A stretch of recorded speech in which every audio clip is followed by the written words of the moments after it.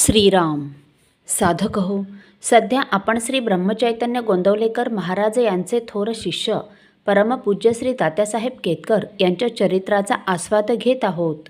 तसेच रविवारी श्री महाराजांच्या काही भक्तांचे अनुभव ऐकत आहोत. परमपूज्य श्री तात्यासाहेब केतकर यांच्या चरित्राचे संकलक तीर्थस्वरूप वा रा अंतरकर हे तीर्थस्वरूप श्री दत्तात्रय काशीकर यांनी सांगितलेली परमपूज्य श्री तात्यासाहेबांची आठवण सांगतात. 1940 ते 42 सालचा काळ होता. पूज्य तात्यांच्या ऑफिसमध्ये त्यांच्याच हाताखाली काम करणाऱ्या एका गृहस्थांची ही हकीकत आहे. ते गृहस्थ सातारा दहिवडी भागातले रहिवासी असून श्री महाराजांची माहिती व प्रेमादर त्यांना होता. ते अधूनमधून दर्शनासही जात असत.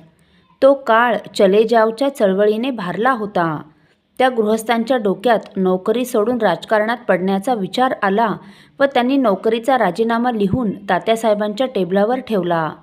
हे वृत्त घरी समजले आणि दुसऱ्या दिवशी त्यांची पत्नी आपल्या लहान मुलाला घेऊन मालाडला श्री तात्यासाहेबांकडे आली व दुःखित अंतःकरणाने सर्व हकीकत सांगून कसेही करून यजमानांना राजीनामा देण्यापासून परावृत्त करा असे विनवू लागली. तात्यासाहेबांनी तिचे सांत्वन करून तिला धीर दिला व सांगितले की तुम्ही काळजी करू नका, ते नोकरी सोडणार नाहीत, अशी व्यवस्था करतो. नंतर ऑफिसमध्ये गेल्यावर त्या गृहस्थांना तात्यासाहेबांनी बोलावून म्हटले, तुम्ही देशसेवेकरिता नोकरी सोडता ही कल्पना रम्य आहे, पण तुमच्या कुटुंबाच्या पालनपोषणाची काय व्यवस्था केली आहे? तुम्ही अविवाहित असता तर प्रश्न निराळा होता, पण लग्न झाल्यानंतर कुटुंबाला वाऱ्यावर सोडून देवकार्य किंवा देशकार्य करणे हे कोणत्याच दृष्टीने समर्थनीय ठरत नाही आणि नोकरीत राहूनसुद्धा देशकार्याला मदत करता येत नाही असे थोडेच आहे. तरी तुम्ही हा विचार डोक्यातून काढून टाकावा आणि सरळ आपल्या कामाला लागावे असे मला मनापासून वाटते. असे बोलून त्यांनी त्या गृहस्थाचे राजीनाम्याचे पत्र फाडून टाकले. तात्यासाहेबांच्या सांगण्याचा योग्य तो परिणाम होऊन ते गृहस्थ कामाला लागले. पुढे त्यांची नोकरी व्यवस्थित होऊन वेळोवेळी बढती होत ते ऑफिसर म्हणून सेवानिवृत्त झाले. त्यांना निवृत्ती वेतनही चांगले मिळाले आणि चिरंजीव पोलीस सब इन्स्पेक्टर असून त्यांच्याजवळ ते सपत्नीक सुखसमाधानात राहतात. असो.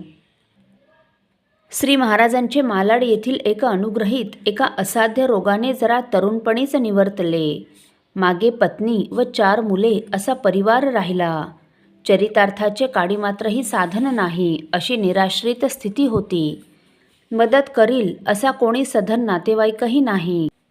अशा वेळी पूज्य तात्यासाहेबांनी त्यात लक्ष घातले आणि काही मंडळींना सुचविले की शक्य त्याने दरमहा कमीत कमी 1 रुपया व जास्तीत जास्त 5 रुपयापर्यंत मदत करावी. ही कल्पना सर्वांना पसंत पडून लगेच अंमलातही आली.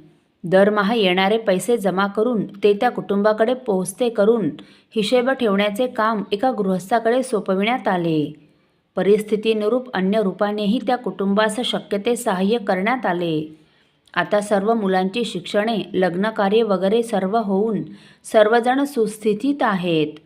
तात्पर्य, ज्यासी अपंगिता नाही त्यासी धरी जो हृदयी, तोची साधू ओळखावा, देव तेथेची जाणावा, या साधू लक्षणाचा दाखलाच पाहावयास मिळाला.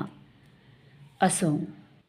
इसवी सन 1930 ते 1933 या अवधीत सुमारे 2.5-3 वर्षे खुद्द श्री तात्यासाहेबांच्या कुटुंबातच माझे राहणे झाले ही खरोखर पूर्वपुण्याईच होय, असे तीर्थस्वरूप लक्ष्मण गणेश मराठे म्हणजेच तीर्थस्वरूप बापूसाहेब मराठे हे परमपूज्य श्री तात्यासाहेबांची आठवण सांगतात.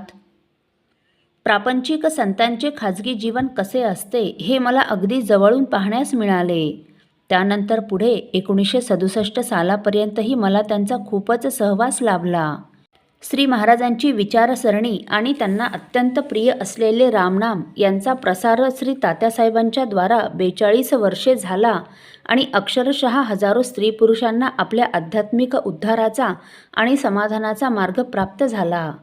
परंतु या प्रचंड कार्याचे यत्किंचितही श्रेय त्यांनी आपल्याकडे घेतले नाही, तर आपले वडील भाऊसाहेब यांच्या पुण्याचीच ही फलश्रुती आहे असे ते मनोमन मानीत.